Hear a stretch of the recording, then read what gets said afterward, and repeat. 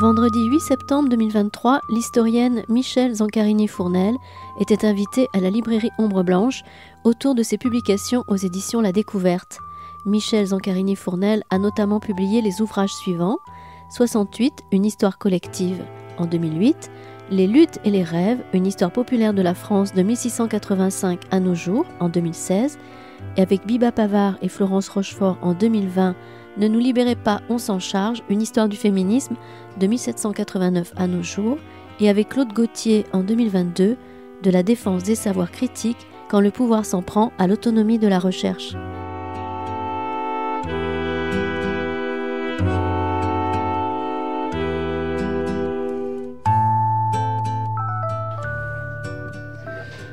Bien, merci pour votre présence. J'espère ne pas trop bafouiller. Je suis un peu fatigué. Là, j'ai quelques centaines de kilomètres derrière moi aujourd'hui, mais je tenais à être présent auprès de Michèle Zancarini et de Jean-Claude, et aussi vous dire quelques mots à propos d'une disparition qui nous a tous sidérés il y a quelques jours, la semaine dernière. C'était en début de semaine dernière. Voilà, on fête les 40 ans de la découverte, et pour les 40 ans de la découverte, François Gèze nous a décidé qu'il allait nous faire un salut définitif. François était un des plus formidables éditeurs de langue française, et sûrement le plus formidable éditeur de sciences humaines et sociales, d'histoire, d'anthropologie, de sciences politiques, de psychanalyse. Et François est brutalement mort lundi dernier, en Bretagne, là où il allait se ressourcer tous les ans en vacances. Cet homme était d'une combativité incroyable. Je veux dire, il y avait quelque chose d'éternel quand on voyait François, la puissance et la vitalité de François, son inventivité, à la fois comme éditeur, comme homme, comme engagé dans les mouvements politiques, dans les mouvements associatifs, à la fois même comme écrivain. Il est venu il y a 2 ou 3 ans maintenant, c'est pour présenter son livre qu'il a édité à la Fabrique sur l'Algérie contemporaine. Et bon, nous avons pu récupérer au moins la voix de François, et le podcast est sur la page d'accueil du site de la librairie. Voilà. Et puis François c'est souvent moins connu, François était un artisan très important dans le secteur du livre et de l'édition. François était un incroyable régulateur.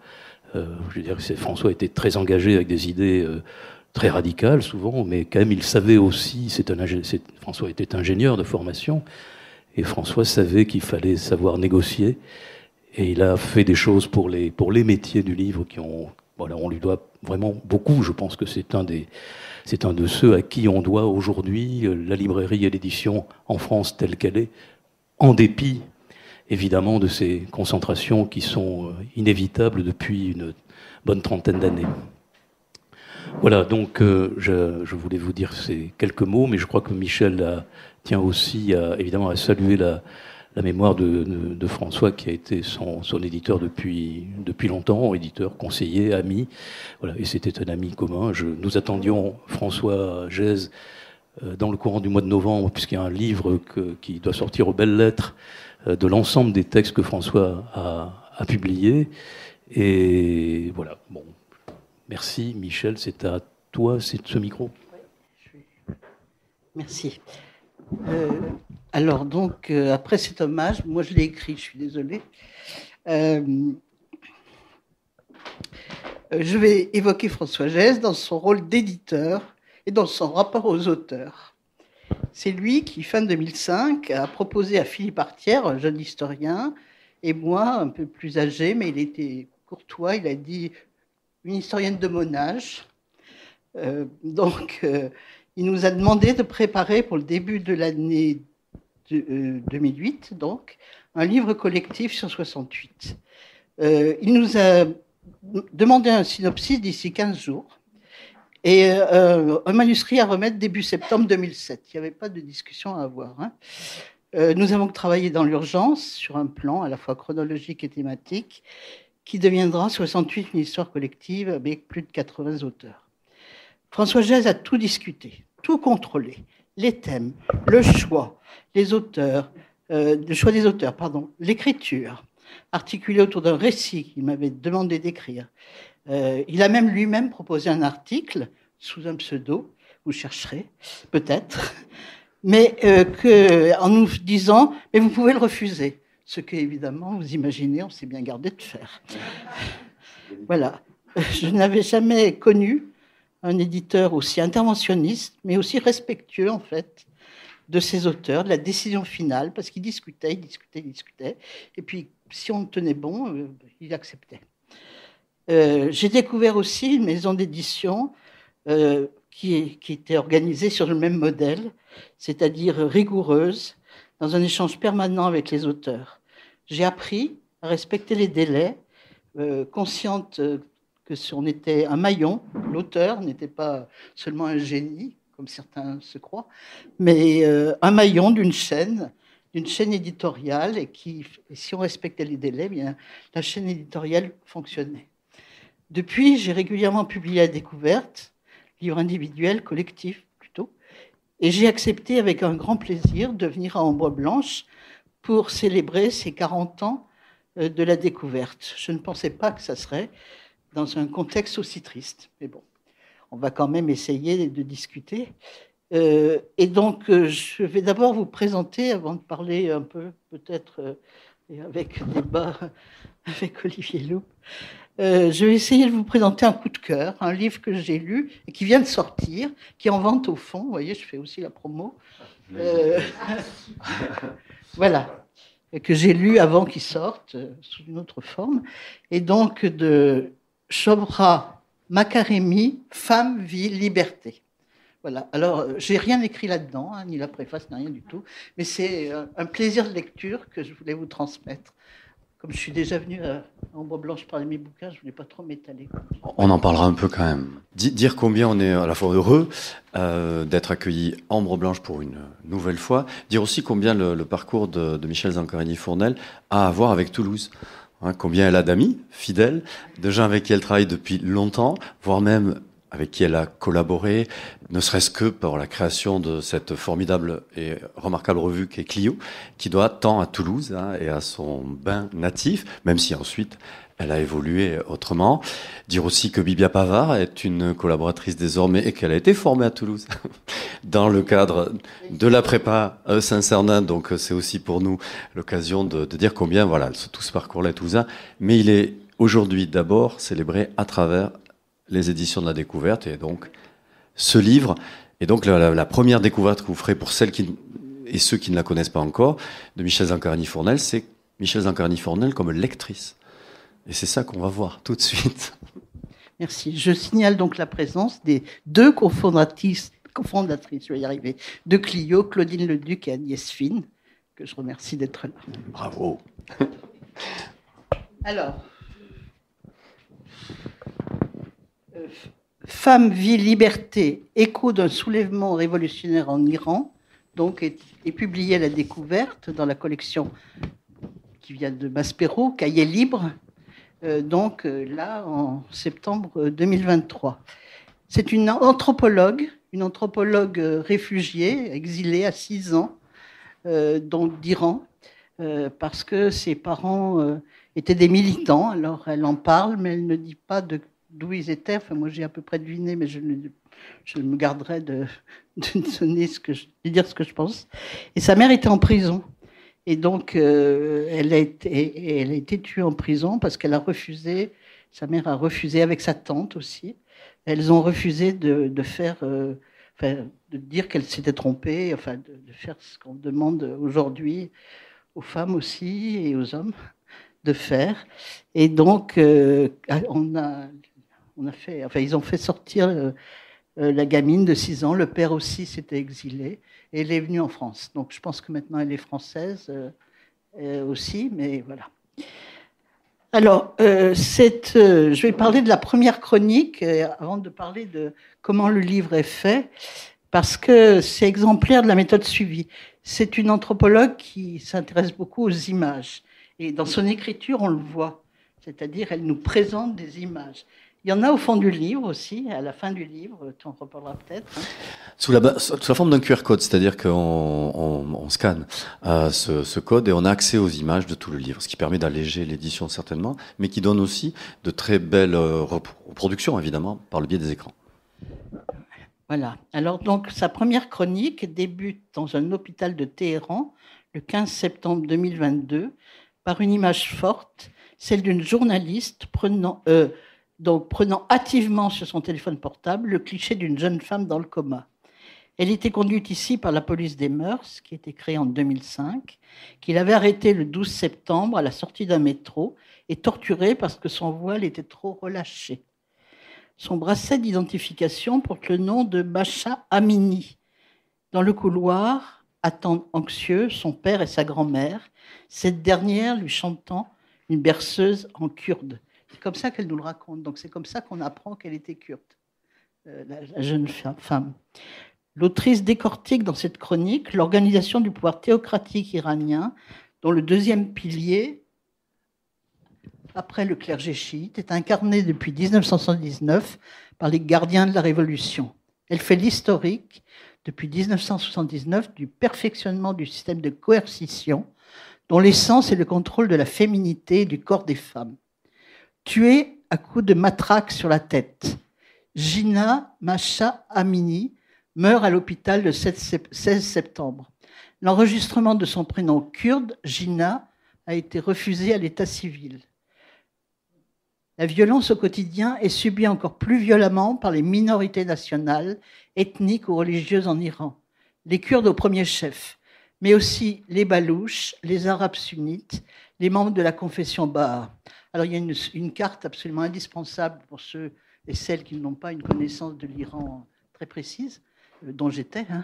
Et donc on peut se référer sans arrêt à la carte parce qu'il y a une plongée comme ça dans l'histoire des minorités nationales. Au premier abord, la structure de ce livre apparaît surprenante. Il ne comporte ni parties, ni chapitres. On regarde la table des matières, c'est une habitude. Mais se présente sous la forme d'une quarantaine de chroniques à la périodicité irrégulière autour de cet événement du 15 septembre 2022 au 11 février 2023, qui est la date du 44e anniversaire de la Révolution de 1979. À chaque date remarquable, le récit chronologique se révèle en fait être l'occasion d'une plongée dans l'histoire de l'Iran et de ses structures politiques nationales, religieuses, culturelles et anthropologiques. A contrario, certaines chroniques sont très brèves. Elles évoquent les pendaisons à l'aube de jeunes hommes après leur arrestation et un jugement expéditif. Et là, il y a seulement le nom, la date et puis la pendaison, l'annonce de la pendaison. Ce texte donc, est accompagné, on a déjà parlé d'un certain nombre de précieuses annexes, soutien indispensable au récit. Les images du soulèvement révolutionnaire en Iran, une carte, je vous l'ai dit, des groupes nationaux et ethniques, et en particulier dans les régions périphériques, une chronologie générale de l'histoire de l'Iran depuis le début du XXe siècle, et une liste des tués, au masculin et au féminin, tués, dont il est précisé qu'elle n'est pas exhaustive pour la période la plus récente. Ce livre est écrit avec une écriture élégante et captivante, fait un tissage entre une micro-histoire événementielle immédiate et une histoire de moyenne et de longue durée indissolublement liées. C'est ainsi, par exemple, que l'anthropologue fait remonter la généalogie de l'insurrection féministe de septembre 2022, après l'assassinat de cette jeune femme dont je vous ai parlé tout de suite, à la guerre Iran-Irak de 1980-1988, 1 million de morts au total, des deux côtés, hein, au cours de laquelle la place des Iraniennes dans les familles moins nombreuses a changé. Elles sont devenues éduquées, autonomes, elles sont devenues chefs de famille et ont elles-mêmes éduqué leurs filles à la prise de responsabilité. C'est ainsi qu'a émergé un mouvement féministe citoyen autour d'ONG qui ont organisé ce qu'elle appelle des campagnes très rapidement réprimées. Dès l'introduction de son livre, l'autrice précise que sa connaissance intime des événements vient de ses recherches d'anthropologue et de son histoire familiale, l'arrestation de sa mère en 1981, condamnée à 10 ans de prison par un tribunal révolutionnaire, son refus têtu, dit-elle, de se livrer à des confessions forcées, de récuser le modèle islamique d'une féminité soumise à la maternité, malgré les menaces explicites formulées par ses bourreaux à l'égard de sa famille et de sa fille. Anthropologue, je fais encore 2-3 minutes là-dessus, puis après, je te donne la parole. Anthropologue, l'autrice a scruté les pratiques de l'État iranien depuis la Révolution de 1979 à partir d'archives et de témoignages collectés. Alors, comment elle peut faire des enquêtes, hein, c'est la question, comment elle fait son terrain, si je peux dire entre guillemets, en étant exilée et à l'extérieur de l'Iran. Alors, elle a fait une enquête auprès des milliers d'exilés qui ont été exilés à différents moments, parce qu'elle fait aussi toute une histoire des différentes révoltes, toutes réprimées sauvagement, mais qui ont existé depuis 1979, hein, tout au long de cette histoire-là.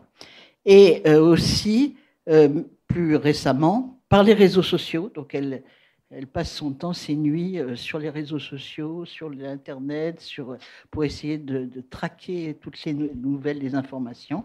Et puis par deux chaînes de télévision. Il y avait une chaîne traditionnelle liée à la BBC qui relayait dans le monde entier les informations à la fois fiables et vérifiées. Mais les concurrencées récemment, et là on entre dans la politique dure, si je peux dire, par la chaîne Iran International, financée par l'Arabie Saoudite, opposée à la République islamique, et présentant le fils du Shah déchu, en 79, donc comme une alternative politique. Donc vraiment, voilà, pour que quelqu'un soit... donc avec l'Arabie Saoudite, eh ben, c'est le fils du Shah. Alors, évidemment, elle n'est pas pour cette chaîne, enfin, cette politique, et en Iran, il y a peu de soutien à cette politique-là, mais il y a un intérêt, c'est que cette chaîne diffuse en continu les cartes des villes iraniennes avec la localisation des manifestations, et elle sert de relais à une nouvelle forme d'organisation qui sont les comités des jeunes des quartiers, très isolés, enfin qui s'isolent, volontairement de toutes les autres formations politiques.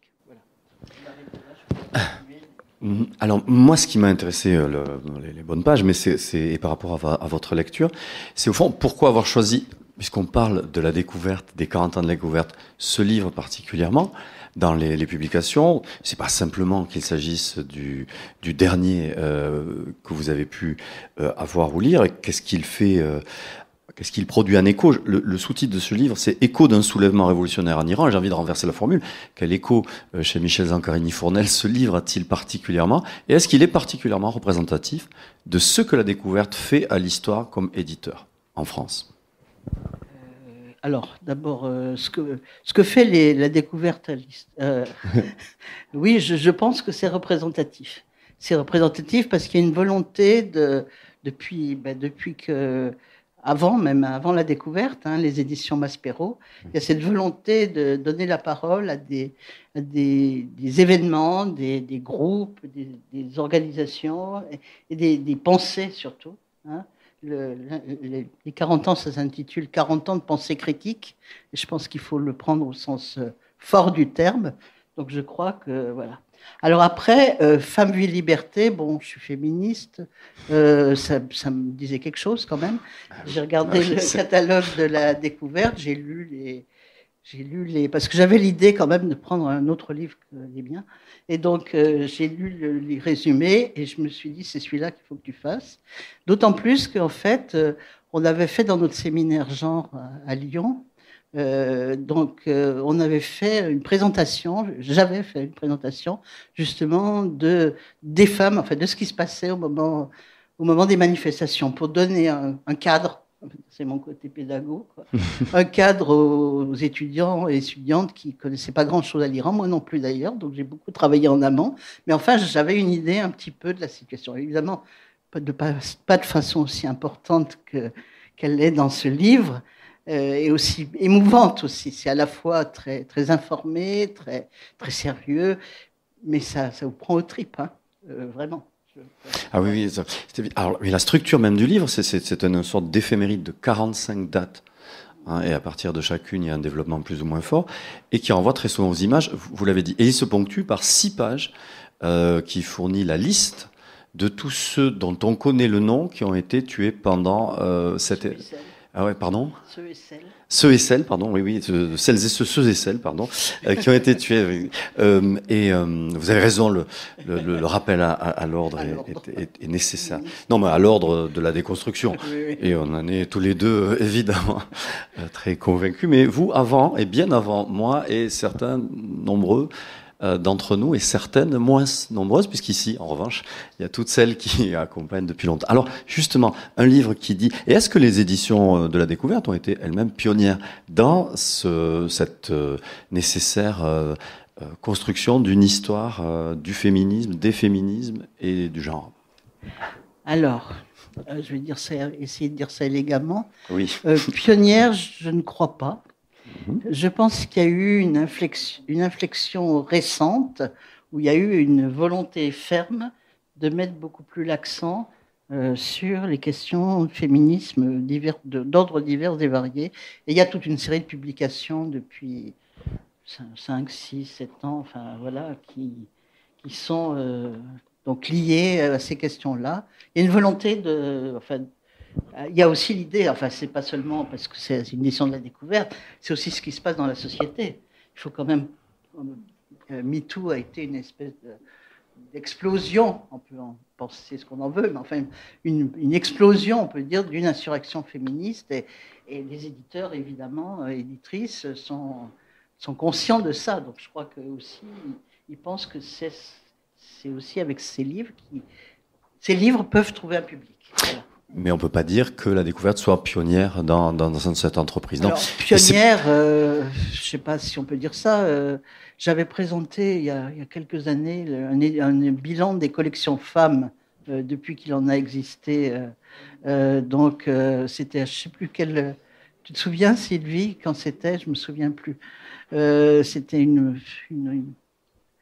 je sais plus. Enfin bon.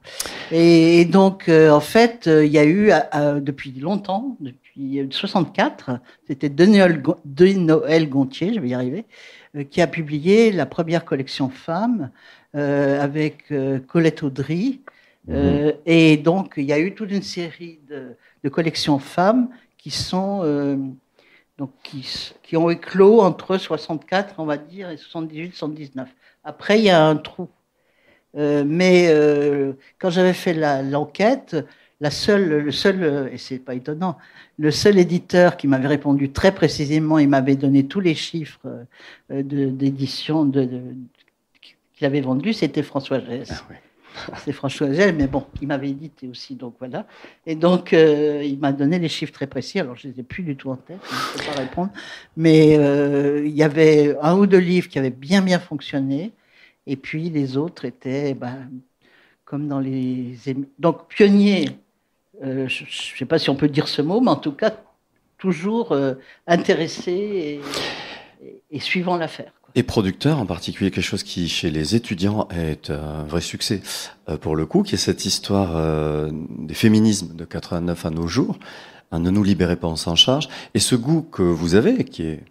à la Découverte, non seulement accepté, mais pris, de mettre une phrase dans les titres d'ouvrages. Alors, ce qui est commun aussi aux trois ouvrages dont je voudrais qu'on s'entretienne désormais, c'est le 68, une histoire collective, Ne nous libérez pas, on s'en charge, une histoire des féminismes, et Les luttes et les rêves, avant d'entrer dans ces livres, une histoire populaire de la France. C'est le recours à chaque fois à l'adjectif une, un, etc. Donc, est-ce qu'il faut, c'est l'adjectif numéral cardinal, et pourquoi est-ce qu'il est cardinal de dire un ou une lorsqu'on met en place, ou lorsqu'on écrit de l'histoire? Parce qu'il y en a d'autres. Tout simplement, mais je crois que c'est quelque chose qui fait du bien à entendre. Oui. C'est-à-dire... il y a d'autres gens qui écrivent, qui ont d'autres visions et qui écrivent autrement sur les mêmes sujets. Et donc, voilà. Et donc, c'est cette nécessité, bien sûr, du fait que l'histoire de quelque chose, c'est une histoire plurielle nécessairement, oui. D'accord. Mais ça n'implique pas forcément ce qui est souvent votre façon d'écrire l'histoire, le fait de le faire de façon collective. D'ailleurs, sur ces trois livres-là, il y en a un qui est, et quel travail, hein, Les luttes et les rêves, une histoire populaire de la France, qui est due à votre plume uniquement. Mais c'est assez rare, finalement. Vous avez beaucoup œuvré, contribué à une écriture, certes plurielle parce qu'il y en a d'autres, mais avec les autres. Est-ce que c'est un choix, j'allais dire, on peut l'imaginer, c'est un choix, mais qu'est-ce que ça implique comme type de choix dans l'écriture de l'histoire, de faire une histoire par le collectif? Ça implique du temps. Ça implique du temps, ça implique de l'échange des textes, de la discussion autour des textes. Les personnes différentes et variées ne sont pas toujours ouvertes à ce qu'on touche à leur écriture. Voilà, c'est compliqué. C'est aussi du temps. On attend les textes. Hein, voilà, il y en a qui arrivent à temps, mais il y en a qui arrivent en retard. Voilà. Mais c'est un vrai plaisir parce que on apprend toujours de la discussion avec les autres. Voilà.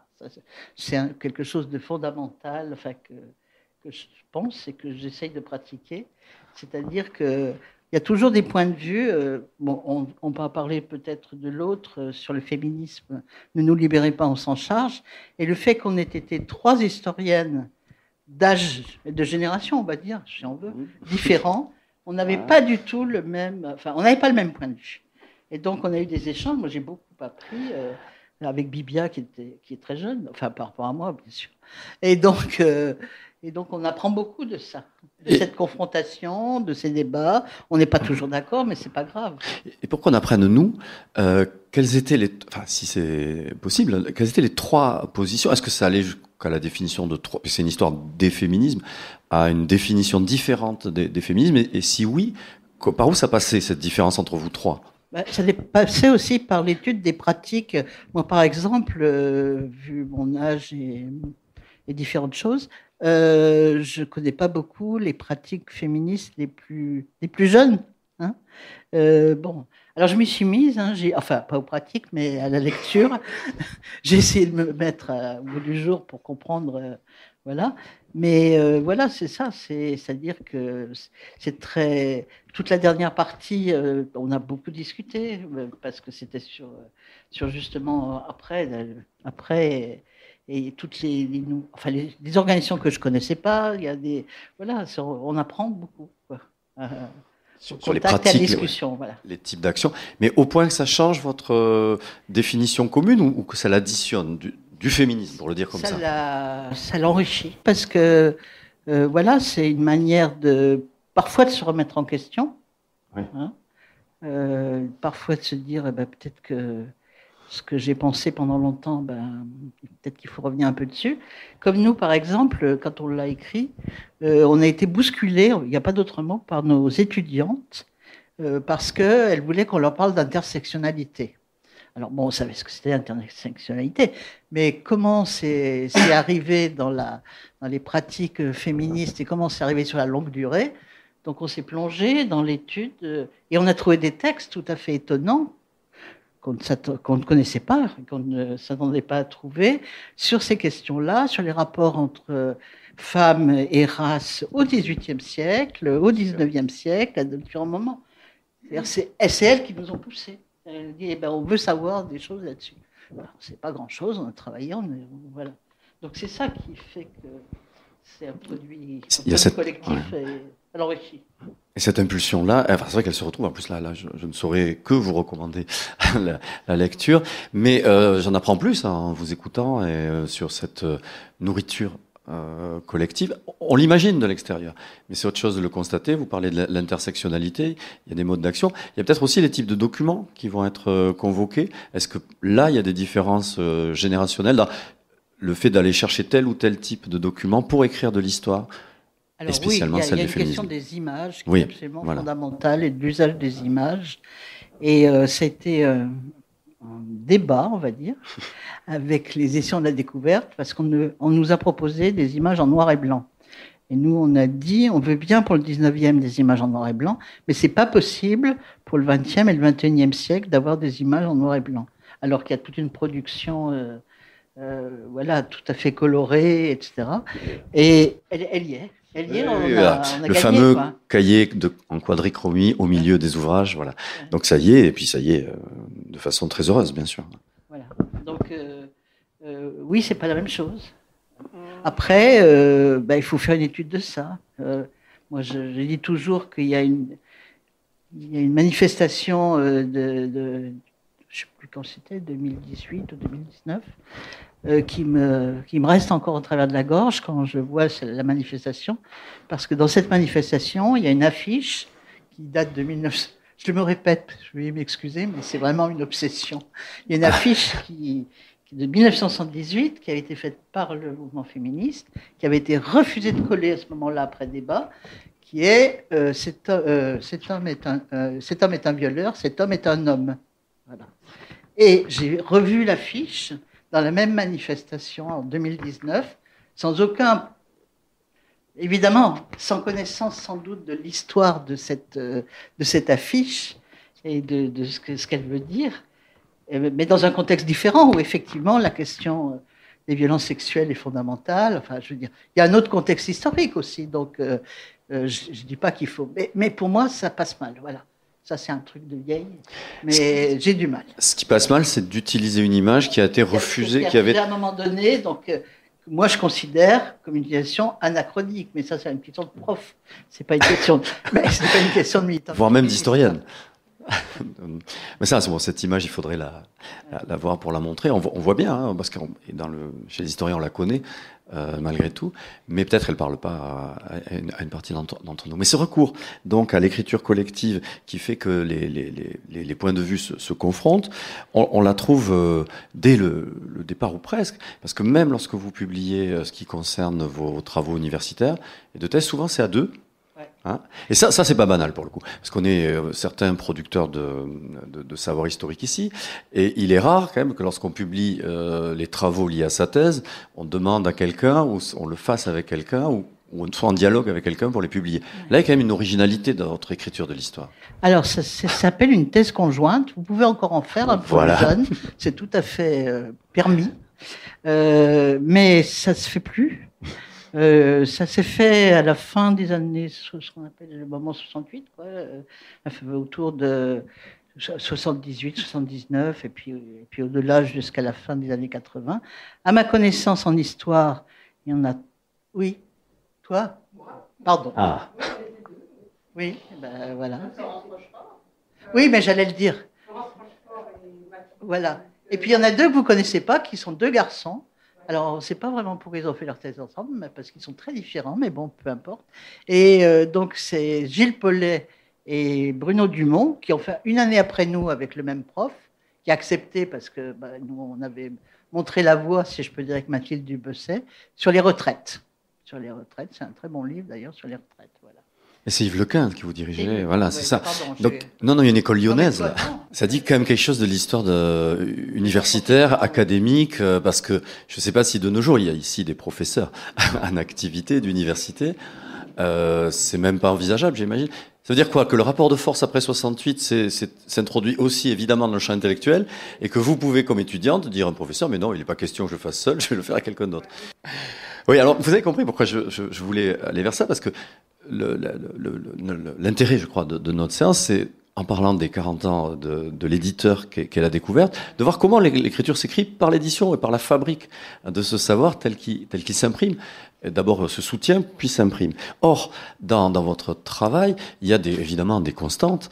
Et il y a celle dont on vient de parler par rapport au regard critique sur la production du savoir, qui est quand même d'avoir une attention particulière à la fabrication du savoir critique. Tout récemment, à la découverte, justement, en 2022, vous avez publié un livre que, alors là, je recommande à nouveau très, très chaleureusement, et qui concerne justement la défense de cette écriture-là. En quoi est-ce que, à l'heure actuelle, on serait plus en danger, offensive Bolloré, etc., dans un contexte, ou plus conscient du fait qu'il faut faire très attention à ce monde du livre pour produire un savoir critique? Oui, alors ça, tout à fait, on est très en danger.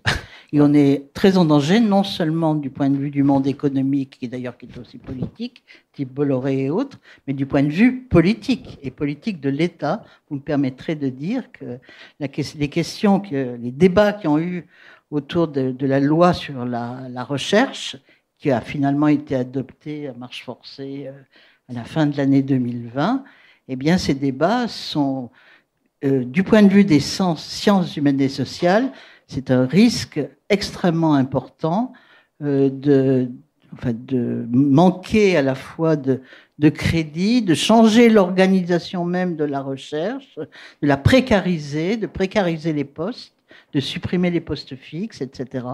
Et pour les plus jeunes, c'est des vraies difficultés. Je suis désolée, hein, je voudrais mettre de l'optimisme. On peut se regrouper, écrire, et puis dire des choses. On peut encore dire des choses qui sont contraires à ce que pensent à la fois les ministres, divers ministres de l'Éducation nationale et de l'enseignement supérieur, et du chef de l'État, et puis de Bolloré et autres. Je rappelle quand même le titre, hein, de la défense des savoirs critiques quand le pouvoir s'en prend à l'autonomie de la recherche. Hein, c'est voilà. Exactement ça le titre. Avec Claude Gauthier. Hein, avec Claude Gauthier, à nouveau. Parce que lorsque vous écrivez seul, en fait, on écrit toujours seul, mais quand même, en dehors d'un collectif, ça peut donner aussi des sommes consciemment. On va y revenir. Mais dans cette écriture-là, il y a le fait que dès le départ, la question des femmes est présente, mais sous la forme, et je poursuis mon fil, qui est celle du collectif tout le temps. En fait, votre écriture, votre réflexion sur l'histoire, elle est à la fois une écriture collective, mais une réflexion sur le collectif. Et ça touche à la fois les femmes, le populaire, la nation, chemin faisant quand même, et c'est pas si banal désormais de s'intéresser ou de revenir à la nation. Alors, lorsqu'on sillonne ces thèmes d'intérêt qui sont collectifs, est-ce que travailler à la fois les genres, sur le genre et les féminismes, travailler sur la nation, la France, le peuple, c'est une façon de défataliser les futurs, pour vous? Oui, ce que je veux dire par là, c'est qu'en écrivant cette histoire-là, puisqu'il y a des contraintes très fortes, on voit bien combien la recherche est menacée par le pouvoir, etc., le fait de faire cette histoire-là, c'est de montrer que dans les temps que vous étudiez, il y a eu des femmes, il y a eu des milieux populaires, il y a eu des subalternes hein, qui se sont emparés, qui ont lutté. Et ne nous libérez pas, on s'en charge. Mais au fond, faisons l'histoire pour qu'on puisse se libérer. Est-ce que c'est ça qui est le moteur? Oui, c'est-à-dire qu'il faut connaître le passé pour être efficace dans le présent et dans le futur. Ça, c'est clair. Écrire de l'histoire, ça sert aussi à ça. Ça sert aussi à dire, on se pose des questions du présent et comment dans une histoire qui peut être longue, enfin, Lutter des rêves, ça commence au XVIIe siècle. On peut montrer qu'à certains moments... Alors après, il y a la question des sources. Il faut chercher les sources et c'est parfois plus difficile à certaines périodes qu'à d'autres. Je me suis un peu... ça a été un peu difficile pour la période, pour les luttes et les rêves, pour la période moderne que je connais moins, évidemment, et de trouver des textes qui puissent donner justement ou des images, hein, des gravures, évidemment, qui puissent donner des éléments, on peut dire, sur ces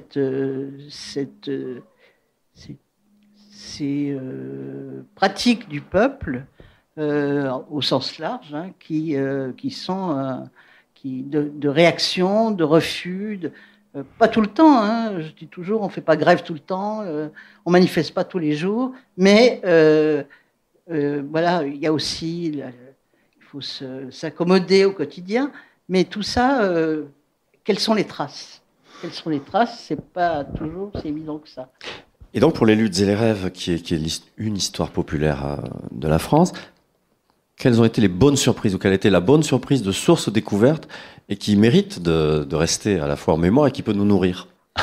Alors, il y a des journaux, de ce qu'on appelait les journaux de raison, alors que les historiens modernistes connaissaient bien, mais moi non, que j'ai découvert justement dans des études, par une pratique des études régionales et locales assez fermes, on va dire. J'ai découvert ces textes-là, donc ils sont quelques-uns, hein, il n'y en a pas beaucoup, mais ça permet de dire des choses. On peut aussi, à travers des archives de l'État, des archives policières, en les lisant autrement, en examinant les biais d'écriture, on peut aussi trouver des éléments. Je crois que je commence le premier chapitre en racontant, c'est un rapport de police qui raconte comment des esclaves sont partis marrons. Partir marron, ça veut dire quitte la plantation pour essayer de vivre ailleurs. C'était en Guyane. Et alors le policier était très très bien parce qu'il décrit tout. Donc il décrit qui c'étaient les gens, quel âge ils avaient, quels moyens ils ont pris pour partir, etc., etc. Donc on peut, à partir des sources comme ça, c'est pas la source directe, et ça pose la question, l'expression directe, on peut le dire, des subalternes, des protagonistes, mais on peut arriver à trouver des choses. Ça demande beaucoup de temps. Alors, l'effort là qui est celui de l'effort réussi de l'histoire populaire de la France, c'est de faire une histoire globale de ce qui s'est passé, mais à partir, ou plutôt en réintégrant au maximum toutes les catégories subalternes, qu'il s'agisse des femmes, mais aussi il y a de très beaux passages, très bons passages plutôt, sur les grèves Martinique, Guadeloupe, enfin toutes les grèves qui sont dans les Caraïbes. Est-ce que, au fond, l'histoire globale, c'est celle qui se fait d'abord et avant tout par les subalternes? C'est la réponse que vous apportez. Et j'imagine qu'il y a eu débat, peut-être discussion à l'intérieur avec l'éditeur pour cette façon-là de l'écrire? Ah non. Pas du tout. Non, donc non. ça correspond à un moment. Non, alors attendez, il y a d'autres façons de faire l'histoire globale. Hein. Je suis pas du tout. Non, mais justement, c'est celle-là. Non, je dis pas ça. Moi, ce qui m'importait, c'est de pas faire une histoire qui soit limitée à l'Hexagone. Voilà. Donc, pas faire une histoire limitée à l'Hexagone, ça voulait dire aller voir dans les colonies, ça voulait dire aller voir donc les gens qui venaient des colonies et qui étaient en France, etc., etc. Donc, cette ouverture-là. Pour les femmes, moi, j'ai toujours été, il y a d'autres gens qui ont d'autres positions, mais j'ai toujours été partisane d'intégrer les femmes toujours dans une histoire globale de la société. Voilà. Pas globale au sens mondial, mais au sens... voilà, les prendre à l'endroit où elles sont et ce qu'elles font dans la société, dans des groupes, dans des familles, etc. Donc voilà, mais c'est un point de vue. Hein. Et là, le professeur là que je suis, je veux dire, ça fonctionne. Non seulement ça fonctionne, mais ça passionne. Hein, c'est-à-dire que cette façon d'écrire l'histoire et de rendre cette histoire-là collective en réintroduisant ces groupes-là, ça fonctionne parce que vous lâchez pas le reste non plus. Et c'est 7 ans d'effort, je crois, pour l'écriture des luttes et des rêves. Non. Pas autant. Ah non, pas du tout. C'est 2 ans et demi. 2 ans et demi, mais je me souviens parce qu'on en avait discuté déjà une fois, mais l'entreprise, évidemment, est nourrie de longue haleine. Et le résultat, en tout cas, moi je le vois, alors, chaque année ou presque, parce que je m'en sers chaque année, que ça suscite auprès des étudiantes et des étudiants. Et franchement, c'est ça, collectivement, ça, on va passer de ce collectif à celui-là. Merci beaucoup pour ce type de production. Parce que on était dans un moment aussi, jusqu'à il y a quelques années, où, de façon nécessaire, l'histoire avançait sur des groupes, sur des moments, et la synthèse collective nous manquait, malgré tout. Et celle-là, bon, elle vient particulièrement à point. Alors, est-ce que vous avez eu d'autres échos, et cela vous a conduit à penser comme autre livre à la suite? Après ce texte-là? Des échos, j'ai eu des échos, ce qui m'a beaucoup surpris. Il y a une série de lecteurs et de lectrices qui m'ont écrit et qui m'ont raconté leur histoire familiale, personnelle, etc. Et ça, c'était à la fois émouvant, surprenant par le nombre, enfin relatif, mais bon, quand même, surprenant, et aussi sur le fait que ça serait formidable de pouvoir demander à chacun de pouvoir raconter sa vie. Il y en a d'autres qui l'ont fait à certains moments, hein, dans d'autres types d'histoires, mais voilà, que chacun raconte sa vie comme avec son point de vue à lui ou à elle. Et ça m'a frappé. Ça m'a vraiment frappé. Après, on parlait tout à l'heure d'une histoire populaire. Il y en a eu d'autres histoires populaires tout de suite après, très différentes quand même. Il y a l'histoire populaire de Noiriel, dans sa préface, pense que les femmes sont une minorité sexuelle. Voilà. On a eu des débats, j'ai eu des débats avec Noiriel en lui disant que c'était pas une minorité sexuelle, mais bon, voilà, et surtout une minorité sexuelle et on fait à partir de ça des histoires féministes. Alors j'ai dit oui, on peut faire des histoires féministes, mais pas sur les minorités sexuelles. Voilà. Bon, passons, il y a d'autres points. Sur l'écho personnel que vous avez eu avec les retours, dans votre introduction, vous évoquez la figure de votre mère, justement, institutrice, enfin voilà, par rapport à ça. Ça, c'est l'éditeur qui m'y a poussé. D'accord, parce que j'ai trouvé le passage par rapport à ce la lecture que j'ai de vos travaux habituels particuliers. Donc là, c'est l'éditeur. Ça, c'est intéressant. Alors, je voulais en parler parce que je venais de lire un livre qui m'avait troublé. C'était le livre de Jablonka sur l'histoire des grands-parents que je n'ai pas vu. Voilà. Et je me suis dit, mais moi, mes grands-parents, je les ai vus, ils m'ont apporté des choses. Enfin, voilà, c'est une autre histoire. Hein. Je ne mets pas du tout en doute la qualité du livre, hein. Mais de Jablonka. Voilà, j'avais eu cette réflexion. Et puis, j'en avais parlé avec l'éditeur, c'est Grégoire Chamaillou, qui s'occupe du label Zone à la découverte. Et donc, j'en avais discuté avec lui. Et il m'a dit, si, il faut que tu mettes ça. Ouais. Enfin, je grognais un peu. Donc, je l'avais mis à la fin de l'introduction. Et quand il l'a relu, il a tout changé, il l'a mis au début. Voilà, ça, c'est la découverte aussi. C'est l'éditeur qui aussi met sa patte, quoi. Alors après, il me dit, mais c'est beaucoup mieux comme ça. Et finalement, j'ai accepté. Et c'est beaucoup mieux ? Je sais pas. Vous direz, hein, c'est un paragraphe, hein, de fait. Et je comprends qu'il ait pu inciter les gens à vous écrire sur le côté personnel aussi de leur propre parcours. C'est aussi une période où, effectivement, après avoir évidemment refusé ça complètement au nom de l'histoire positiviste, les historiens et historiennes ont plutôt tendance aussi à parler enfin en tout cas, du point de vue où ils sont.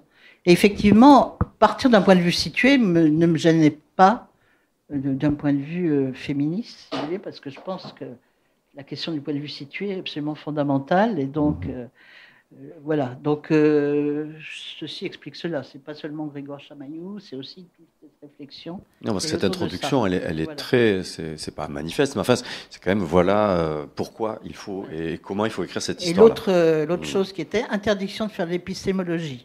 Donc, ok, on ne fera pas d'épistémologie, mais on va essayer quand même d'en mettre partout. Voilà. Ouais, c'est la leçon du livre. L'exemple et le récit, voilà. Ça aussi, ça fonctionne très bien. Alors, avant de vous donner la parole, vraiment, j'ai tout à l'heure juste parlé. Le populaire, on voit bien, vous venez de l'histoire sociale, et on en est tous nourris. Un historien, ce sont d'abord des historiennes sociales, mais on s'attendait moins, et c'est l'objet d'un petit livre, à vous trouver sur le thème du national. Et sur l'idée de est-ce qu'une histoire nationale est encore possible. Alors dans un temps où, entre les différentes interdictions, les différentes revendications, les identités collectives assignées collectivement, qu'est-ce qu'on peut faire encore, et ce sera ma dernière question, de la nation en 2023 ? Non, c'est parce que vous avez écrit sur ça, je ne viens pas vous chercher pour vous... Non, je sais, mais alors, il faut préciser le contexte aussi. Bien sûr. On m'a demandé de faire une conférence introductive à tous les étudiants de l'université Montaigne à Bordeaux, quelle que soit leur discipline, c'est-à-dire que ce n'étaient pas des historiens, etc. Et il y avait tout ce débat dans les... En fait, c'est un récit politique que j'ai fait là. Absolument. Donc, il y avait tout le débat autour du roman national, vous savez, qui avait été lancé par Sarkozy, Fillon et compagnie. Et je me suis dit, il faut leur dire, il faut expliquer à ces jeunes gens et jeunes filles qui commencent leurs études que oui, on peut écrire l'histoire de la nation, mais pas n'importe comment. C'est-à-dire, on n'est pas forcément nos ancêtres les Gaulois et Charles Clovis, etc., etc. Donc, c'était cette idée-là. Et c'est pas une idée centrée, c'est centré autour de la question de la nation, mais c'est aussi centré ailleurs. C'est-à-dire que j'ouvre un peu le parapluie vers d'autres. Toutes les illustrations sont des illustrations de l'histoire du féminisme, voilà. Par exemple, dans ce petit livre. Et donc, c'est effectivement dans ce même sens. Au fond, le même sens, l'histoire populaire va s'écrire. Mais l'histoire de la nation, si elle doit s'écrire, elle s'écrira comme ça. Et on ne va pas se quitter sans remercier Michel Zancarini-Fournel, vraiment, très chaleureusement d'être venu. Merci beaucoup.